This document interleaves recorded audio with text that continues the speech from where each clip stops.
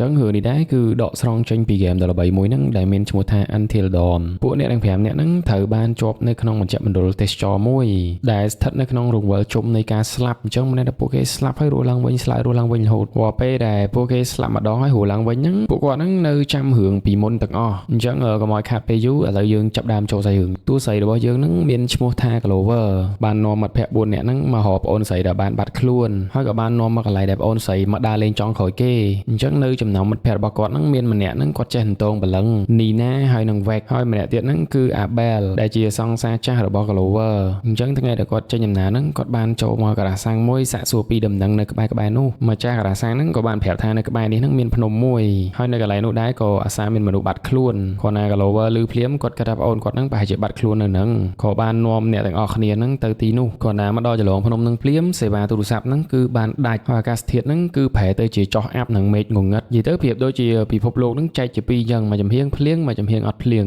ភ្លាមនោះហ្នឹង Clover ហ្នឹងគាត់ឃើញសមោលប្អូនស្រីរបស់គាត់ហ្នឹងក៏បានដេញទៅតាមសមោលនោះហើយប៊ីសនឹងវង្វេងនៅក្នុងអាប់នោះទៀតផងប៉ុន្តែសំណាងហើយត្រូវបាន Abel ហ្នឹងទាញគាត់ចេញពីក្នុងអាប់នោះពួកគាត់ហ្នឹងក៏ឃើញមណ្ឌលទេសចរមួយដ៏ចាស់មើលទៅប្រហែលជាបោះបង់រាប់ឆ្នាំហើយនៅលើតុហ្នឹងគាត់ឃើញមានឡុងយេដ៏ចាស់មួយហ្នឹងដែលដាក់នៅឆ្នាំ1998រីឯនៅលើអញ្ចឹងវិញគេបិទប្រកាសរកមនុស្សពេញហ្នឹងហើយនៅក្នុងនោះហ្នឹងក៏មានប្អូនស្រីរបស់ Clover ម្នាក់ដែរហើយវិញគាត់បានឆែកនៅកំណត់ត្រានៅក្នុងសភៅនោះក៏មានឃើញឈ្មោះរបស់ប្អូន Clover ហើយសរសេរជាច្រើនដងទៀតផងហើយពួកគេអត់ចាប់អារម្មណ៍ថានាឡិកាខ្សាច់ដែលនៅលើអញ្ចឹងហ្នឹងវាដើរតាមពីពេលណាទេសូម្បីតែឡានពួកគេចតចោលនៅក្រៅហ្នឹងក៏មានមនុស្សប៉ះដែរអញ្ចឹងពួកគេហ្នឹងក៏បានស្រាវជ្រាវនៅមណ្ឌលទេសចរនោះពួកគេហ្នឹងក៏ឃើញទូរស័ព្ទដែលអាចទំនាក់ទំនងទៅខាងក្រៅបានប៉ុន្តែពេលដែលពួកគាត់ទេអាទូរស័ព្ទនៅលើតុហ្នឹងគឺទេអត់ចេញទេហើយមេកាន់អានេះវិញក៏គាត់រកបានមួយគ្រឿងដែរប៉ុន្តែនៅតែទេអត់ចេញដូចគ្នាពួកគាត់ហ្នឹងក៏បានឮសំឡេងចម្លែកហ្នឹងចេញពីក្នុងបន្ទប់មួយនោះអញ្ចឹង Vex ហ្នឹងក៏គាត់បានដើរទៅមើលមិនយូរប៉ុន្មានហ្នឹងក៏ឮសំឡេងចេញពីបន្ទប់នោះម្ដងទៀតធ្វើឲ្យ Nina គាត់ឆ្ងល់ហ្នឹងក៏បានដើរទៅបន្ទប់នោះដែរនៅក្នុងបន្ទប់ទឹកហ្នឹងក៏ឮសំឡេងដំណក់ទឹក Nina ហ្នឹងក៏បានបើកភ្លើងឃើញបុរសចម្លែកម្នាក់ហ្នឹងពាក់សោមមុខ Vex ហ្នឹងត្រូវបានគេសម្លាប់នៅក្នុងបន្ទប់ទឹកឮសំឡេងស្រែកហ្នឹង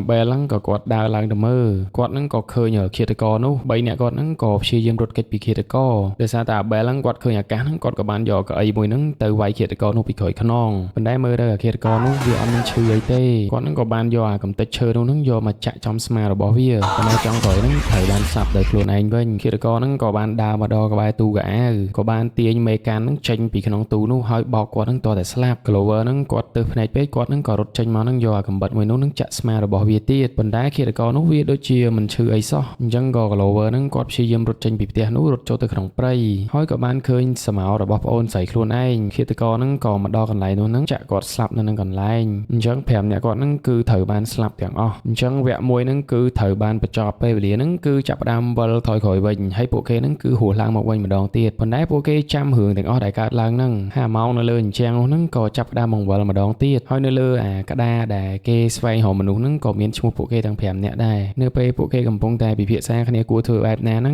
ងអាទ្វារនៅក្រៅហ្នឹងក៏បានបិទដោយខ្លួនឯងវិកហ្នឹងគាត់បានរត់ទៅបិទអាទ្វារនោះយ៉ាងស្លន់ស្លោហើយគាត់បានយកអវ៉ាន់ធ្ងន់ហ្នឹងយកមកបិទពីមុខទ្វារនោះនាឡិកានៅលើអញ្ចឹងនោះក៏ចាប់ផ្ដើមហូរម្ដងបន្តិចមេកាន់ហ្នឹងស្រាប់តែមានអារម្មណ៍ថាចម្លែកបានស្រែកយ៉ាងខ្លាំងភ្លើងក៏ស្រាប់តែដាច់ហើយក៏បានបាត់ខ្លួនពីលើកៅអីនោះអញ្ចឹងពួកគាត់ហ្នឹងក៏ឮសំឡេងចម្លែកហ្នឹងចេញពីបន្ទប់មួយពេលដែលចូលទៅដល់ហ្នឹងឃើញមេកាន់ហ្នឹងហោះនៅលើអាកាសដោយសារតែបលឹងរបស់អ្នកដែលបាត់ខ្លួននោះហ្នឹងបានចូលខ្លួនរបស់មេកាន់ហើយបាននិយាយនៅពាក្យសម្ដីដែលអ្នកទាំងអស់គ្នានោះមុនពេលស្លាប់ហើយក៏បានស្រែកម្ដងទៀតហើយគាត់នឹងធ្លាក់មកលើដីវិញនៅទ្វារខាងក្រៅហ្នឹងក៏បានឮសំឡេងយ៉ាងខ្លាំងម្ដងទៀតពួកគាត់ហ្នឹងរហូតដើរទៅបើកទ្វារ Clover ហ្នឹងក៏ឮសំឡេងប្អូនស្រីរបស់គាត់ហ្នឹងស្រែកឲ្យជួយភាពដូចជាមានអ្នកណាគេហ្នឹងតាមសម្លាប់គាត់អញ្ចឹង Clover ហ្នឹងក៏បានរត់ទៅបើកទ្វារស្រាប់តែអត់មានឃើញអីទាំងអស់ប៉ុន្តែស្រាប់តែមានខ្ទមចាស់មួយហ្នឹងគឺលេចឡើងនៅមុខផ្ទះនោះហើយ Clover ហ្នឹងដូចត្រូវកម្លាំងអ្វីមួយយ៉ាងហ្នឹងគឺអូសគាត់ចេញមកខាងក្រៅអញ្ចឹងអ្នកផ្សេងហ្នឹងត្រូវបានតែកម្លាំងហ្នឹងរុញចូលទៅក្នុងផ្ទះហើយបិទទ្វារឲ្យជិតហើយខ្លួនប្រាណរបស់គាត់ហ្នឹងអាចគ្រប់គ្រងបានទេត្រូវបានអូសចូលទៅក្នុងផ្ទះខ្ទមមួយនោះពេលគាត់ទឹកឡើងគាត់ឃើញមានសរមុខចម្លែកហ្នឹងនៅពីមុខគាត់ហើយក៏មានទូរទស្សន៍មួយគ្រឿងហ្នឹងកំពុងតែចាក់ព័ត៌មានហើយមានមនុស្សហ្នឹងអង្គុយនៅមុខនោះ Clover គាត់ព្យាយាមនិយាយជាមួយនឹងលោកយាយនោះប៉ុន្តែគាត់មិនតបសោះអញ្ចឹងនាងប្រុសនឹងចាក់ចេញពីទ្វារនោះប៉ុន្តែអាទ្វារនោះត្រូវបានជាប់សោបើកអត់ចេញពេលដែលងាកមកមើលលោកយាយហ្នឹងគឺគាត់ដើរសម្ដៅមក Clover បញ្ចេញទឹកមុខគួរឲ្យភ័យខ្លាចគាត់ក៏បានយកអុកស៊ីសែននោះហ្នឹងយកមកដាក់នៅលើច្រមុះ Clover Suffer until hell opens up Abel ហ្នឹងក៏បានដើរចូលមកផ្ទះខ្ទមនោះវាហ្នឹងស្រាប់តែបើកដោយខ្លួនឯងនៅពេលដែល Abel ហ្នឹងចូលទៅក្នុងផ្ទះនោះបាត់ Melanie ហើយនឹង Vec ហ្នឹងក៏បានរត់ចេញពីមជ្ឈមណ្ឌលភ្ញៀវនោះគាត់គិតថានឹង Sheila ហ្នឹងចាក់ចេញពីទីនេះពួកគេហ្នឹងបានបើកចូលទៅក្នុងព្រៃជ្រៅមួយហើយក៏ឃើញមានបិសាចដ៏ធំមួយហ្នឹងនៅកាប់មុខគាត់ហ្នឹងក៏ថយមកក្រោយវិញទៅស្រាប់តែ Melanie ហ្នឹងគាត់រៀបចុះពីលើឡានគាត់ឆ្ងល់ថាសោហ្នឹងមកជាប់អញ្ចឹងលេងងាកមើលមកក្រោយហ្នឹងត្រូវបានអាឃាតករហ្នឹងសម្លាប់ជាលើកទី2អញ្ចឹង Abel ហ្នឹងក៏បានចូលដល់ក្នុងខ្ទមនោះគាត់ដើររក Clover តែអត់ឃើញសោះអញ្ចឹងគាត់ហ្នឹងក៏បានឡើងមកដល់ជាន់ទី2បើកអាទ្វារបន្ទប់នៅក្នុងហ្នឹងសតតែតុក្កតាដែលគេបោះបង់ចោលហើយកៅអីហ្នឹងស្រាប់តែសុកហ្នឹងគឺវារង្គើដោយខ្លួនឯងប៉ុន្តែពេលដែលគាត់ដើរទៅដល់នោះហ្នឹងកៅអីហ្នឹងក៏បានឈប់រង្គើពេលដែលគាត់បែរខ្លួនមកក្រោយវិញហ្នឹងអាកៅអីហ្នឹងក៏រង្គើទៀតប៉ុន្តែម្ដងហ្នឹងគាត់ឃើញមានតុក្កតាចម្លែកមួយហ្នឹងនៅលើកៅអីនោះស្រាប់តែបវល់ខ្លួនម្ដងទៀតហ្នឹងឃើញ Clover ហ្នឹងនៅពីមុខគាត់ក៏បានសម្លាប់ Abel ហ្នឹងស្លាប់ជាលើកទី2ពេលដែលគាត់ដើរចេញមកពីផ្ទះនោះហ្នឹងក៏ត្រូវបានអាឃាតករនោះបុកសម្លាប់ជាលើកទី2ដូចគ្ន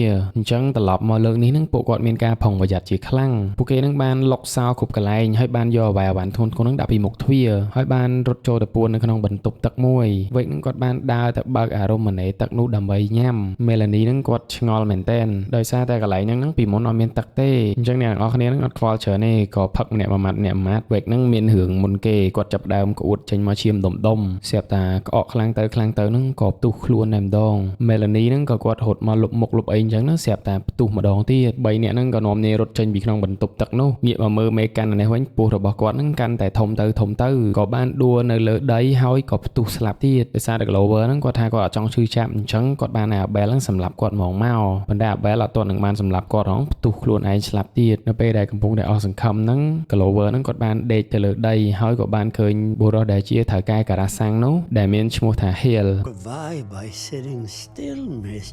Clover គាត់ណានិយាយចប់ភ្លាមហ្នឹង Clover ហ្នឹងក៏ផ្ទុះស្លាប់ដែរអញ្ចឹងនៅម្ដងនេះដែរពួកគេហ្នឹងយកចិត្តទុកដាក់មែនតើនៅក្នុងការស្រាវជ្រាវរាល់ឯកសារដែលតាក់ទងជាមួយនឹងផ្ទះនេះ Clover ហ្នឹងគាត់បានបើកក្នុងទូកែហ្នឹងក៏ឃើញឯកសារតាក់ទងជាមួយនឹងលោក Hill ហើយគាត់គឺជាលោកគ្រូពេទ្យចិត្តសាស្ត្រម្នាក់ហើយក៏បានឃើញកាសែតដ៏ចាស់មួយហ្នឹងនិយាយថានៅ20ឆ្នាំមុនហ្នឹងនៅកន្លែងដែលពួកគាត់នៅហ្នឹងគឺត្រូវបានឆេះតិចខ្ទីតែម្ដងគឺត្រូវបានសុតចូលទៅក្នុងដីដែលបណ្ដាលឲ្យមានមនុស្សស្លាប់ហ្នឹងចំនួន1100នាក់ហើយ Hill ហ្នឹងគាត់គឺជាពេទ្យចិត្តសាស្ត្រដែលមកទីនេះហ្នឹងដើម្បីព្យាបាលចិត្តសាស្ត្រអញ្ចឹងពួកគេក៏ចាប់អារម្មណ៍រឿងមួយពួកគាត់ឆ្ងល់ថានៅក្រោមដីហេតុអ្វីក៏មានបង្អួចហើយនឹងទ្វារក៏ប៉ុន្តែដោយសារតែជាន់ពួកគាត់នៅហ្នឹងគឺកាលមុនហ្នឹងជាន់ទី1ហើយក្រោយមកហ្នឹងគឺវាសុទ្ធធ្លាក់ចុះមកហ្នឹងខ្លាយទៅជាជាន់ក្រោមវិញនៅពេល Melania ហ្នឹងគាត់សម្រេចចិត្តក្លាហានថានឹងបើកអាទ្វារមួយនោះប៉ុន្តែដោយសារនៅក្នុងនោះហ្នឹងវាមានភាពងងឹតខ្លាំងពេកធ្វើឲ្យគាត់ខ្លាចហ្នឹងក៏បានបិទទ្វារនោះវិញថែមទាំងមានសម្លេងយំទៀតផងពួកគាត់ហ្នឹងក៏បានរកឃើញនៅកាសែតវីដេអូចាស់មួយចំនួននៅក្នុងវីដេអូនោះហ្នឹងគាត់ឃើញបុរសម្នាក់ហ្នឹងមានអាការៈដូចពួកគាត់ចឹងគឺស្លាប់ហើយរស់មកវិញប៉ុន្តែនៅយប់ថ្ងៃទី11ហ្នឹងគាត់ហ្នឹងក៏คล้ายទៅជាបិសាចដែលមានឈ្មោះថា Wendigo នោះឯងអញ្ចឹងពួកគេយល់លេខកន្លែងហ្នឹងបើពួកគេហ្នឹងអាចចាក់ចេញពីទីនេះទេចុងក្រោយពួកគេហ្នឹងនឹងคล้ายទៅជា Wendigo ហ្នឹងទាំងអស់គ្នានៅពេលហ្នឹងដែរលោក Hill ហ្នឹងក៏បាននិយាយមកតាមអាវិទ្យុដែលនៅលើតុនោះបើសិនជាអ្នកទាំងអស់គ្នាចង់រស់ហ្នឹងអញ្ចឹងត្រូវទុកម្នាក់នៅកន្លែងនេះដើម្បីធ្វើការបូជាប៉ុន្តែអ្នកទាំងអស់គ្នាហ្នឹងគឺគាត់អត់យល់ព្រមទេដោយសារតែមេកាន់ហ្នឹងគាត់ជាមនុស្សដែលមានទំនាក់ទំនងជាមួយនឹងវេទមន្តខ្មៅដូច្នេះហ្នឹងប្រាប់គាត់នៅក្នុងតុហ្នឹងដូចមានឯកសារអ្វីហ្នឹងសំខាន់ពេលដែលបើកមើលហ្នឹងពួកគេបានឃើញផែនទីមួយហើយក្នុងផែនទីនោះហ្នឹងក៏បានសរសេរកន្លែងដែល Hill ហ្នឹងស្នាក់នៅអញ្ចឹង Clover ហ្នឹងក៏បានណាត់ជាមួយនឹងលោក Hill ហ្នឹងជួបមុខគ្នាប៉ុន្តែបានប្រាប់មកវិញថាឲ្យ Clover ហ្នឹងមកតែម្នាក់ឯងទេហើយបានប្រាប់គាត់ទៀតថាឥឡូវនេះប្អូនស្រីហ្នឹងគឺនៅជាមួយនឹងគាត់ព្រោះនៅលឺភ្លាមហ្នឹងគឺគាត់ខឹងមែនតែនក៏បានសម្រុកចេញទៅខាងក្រៅទ្វារហើយ Vec ក៏បាននិយាយថាឲ្យគាត់ហ្នឹងទៅផ្សងគ្រោះម្នាក់ឯងទៅ Kalo អាចជួយយើងទាំងអស់គ្នាបានគាត់នៅលឺពេលហ្នឹងភ្លាមហ្នឹងនីណាហ្នឹងគាត់ខឹងមែនតែនដោយសារតែភាពអាត្មានិយមរបស់គាត់ហ្នឹងនីណាហ្នឹងក៏បានចាក់សម្លាប់គាត់ហ្នឹងពីខាងក្រោយនៅពេលដែល Clover ដើរហ្នឹងចូលមកដល់ក្នុងព្រៃហ្នឹងស្រាប់តែជើងរបស់គាត់ហ្នឹងត្រូវបានជាប់អន្ទាក់របស់ឃាតករក៏បានអូសគាត់ហ្នឹងបន្តិចម្ដងហ្នឹងចូលទៅក្នុងព្រៃនៅពេលដែលនីណាកំពុងតែនិយាយជាមួយ Vec ហ្នឹងឃាតករនោះក៏បានដើរមកចំពីមុខពួកគាត់ហើយសម្លាប់ពួកគាត់ហ្នឹងជាលើកទី4ហើយមេកាន់ជាមួយនឹង Abel ហ្នឹងក៏បានចេញមកក្រៅហ្នឹងតាមរក Clover ស្រាប់តែរកសុកហ្នឹងគាត់បានងាកឡើងមើលទៅលើហ្នឹងគឺឃើញ Wendigo ហ្នឹងនៅលើដើមឈើនៅពេលដែលកំពុងរត់ហ្នឹងស្រាប់តែមេកាន់ហ្នឹងបានដួលគាត់ហ្នឹងបានដួលពីលើកញ្ចក់នៅពេលដែល Abel ហ្នឹងរៀបទាញគាត់ឡើងមកអីស្រាប់តែ Wendigo ហ្នឹងបានទាញយកគាត់ទៅបានធ្វើឲ្យគាត់ហ្នឹងធ្លាក់ពីលើកញ្ចក់នោះមកដល់ក្រោមក៏បានស្លាប់ភ្លាមអញ្ចឹងមើលទៅគាត់ជួយលេងបានហើយគាត់មានតែផ្លូវមួយហ្នឹងទៅរក Clover បន្តទៀត Clover ហ្នឹងក៏គាត់អត់ទាន់បានស្លាប់ដែរ Abel ហ្នឹងក៏មកដល់តាន់នៅពេលដែល Abel ហ្នឹងកំពុងតែទាញអាអន្ទាក់នោះចេញពីជើង Clover Clover សេចក្ដីមានសមោមនុស្សស្រីនឹងដើរចេញពីក្នុងព្រៃហើយម្នាក់នោះដែរគឺជាប្អូនស្រីរបស់ Clover នោះឯងគាត់បានប្រែខ្លាយទៅជា Wendigo តាំងពីពេលណាមកក៏ដឹងដែរគាត់នឹងក៏បានយកអន្ទាក់នោះយកទៅខូបពីលើមុខរបស់ប្អូនស្រី Clover ពួកគាត់នឹងក៏ព្យាយាមរត់ហើយក៏បានចូលពួននៅក្នុងអាទូកង់កណ្ដើរមួយនោះអញ្ចឹងគាត់មើលទៅ Clover នឹងប្រហែលជាជួយលេងបានហើយគាត់នឹងក៏បានសម្លាប់ Clover នៅនឹងកន្លែង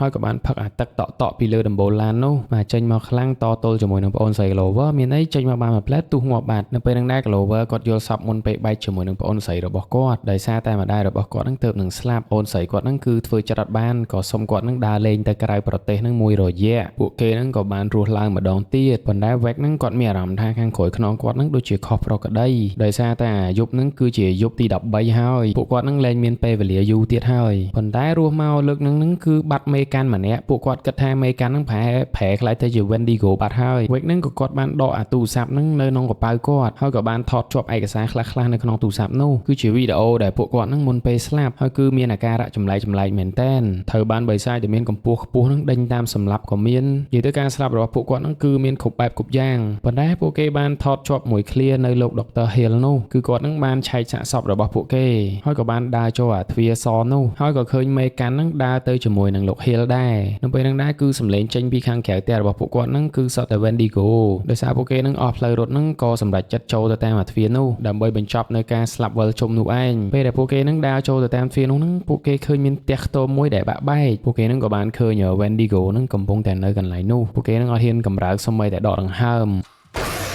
ស្រាប់តាម Wendigo នឹងមកកាន់តែច្រើនទៅដោយសារតែសម្លេងនោះពួកគេនឹងក៏បានរត់ចូលទៅក្នុងបន្ទប់មួយហើយចាក់សោនៅក្នុងពេលនឹងដែរឃាតករនោះក៏តាមរកពួកគេនឹងឃើញទៀតប៉ុន្តែគាត់បានយកអាដុំបាល់នឹងគប់ក្បាលវាដើម្បីបង្វែរដានវាដើម្បីឲ្យ Clover នឹងគាត់ទៅរកលោក Dr. Hill ដោយសារតែបញ្ញាពេកនឹងអត់បានមើលខាងក្រោមនឹងគាត់បានតាក់ជើងជាមួយនឹងអាដុំថ្មនោះប៊ីសនឹងស្លាប់ម្ដងទៀតនិយាយទៅអត់ទាន់បានងើបឈរស្រួលទេស្រាប់តែឃើញ Wendigo ដែលជាប្អូនស្រីរបស់គាត់នឹងពីរនាក់គេនឹងក៏បានវាយបន្ទាប់គ្នាចុងក្រោយនឹងគាត់បានសម្លាប់ប្អូនស្រីរបស់គាត់តហើយនៅម្ខាងទៀតហ្នឹង3នាក់គាត់ហ្នឹងក៏បានព្យាយាមសម្លាប់ឃាតករនោះដែរចុងក្រោយហ្នឹងគឺត្រូវបានដាក់ក្បាលឃាតករនោះមួយញញួរមើលទៅ Clover ហ្នឹងគាត់ចិត្តដល់គោលដៅមែនតើហើយស្រាប់តែ Wendigo ហ្នឹងបានលេចមុខឡើងម្ដងទៀតហើយសំណាងដែរដែល Wendigo ហ្នឹងគឺអត់បានឃើញគាត់ទេគាត់ក៏ដើរចូលមកក្នុងបន្ទប់មួយហ្នឹងគឺឃើញមេកាន់ហ្នឹងត្រូវបានគេចងដៃចងជើងហើយនៅមុខមេកាន់ហ្នឹងថែមទាំងមាន Wendigo មួយក្បាលទៀតផងប៉ុន្តែអាទ្វារហ្នឹងត្រូវបានជាប់សោគាត់ហ្នឹងក៏ព្យាយាមរកសោក៏បានចូលទៅក្នុងបន្ទប់មួយពេលចូលទៅដល់បន្ទប់មួយហ្នឹងគាត់ឃើញមានឯកសារឈ្មោះគាត់ហ្នឹងនៅលើតុហើយទ្វារក៏ត្រូវបានបិទហើយក៏បានឃើញដុកទ័រម្នាក់នោះដែលឈ្មោះថា Hill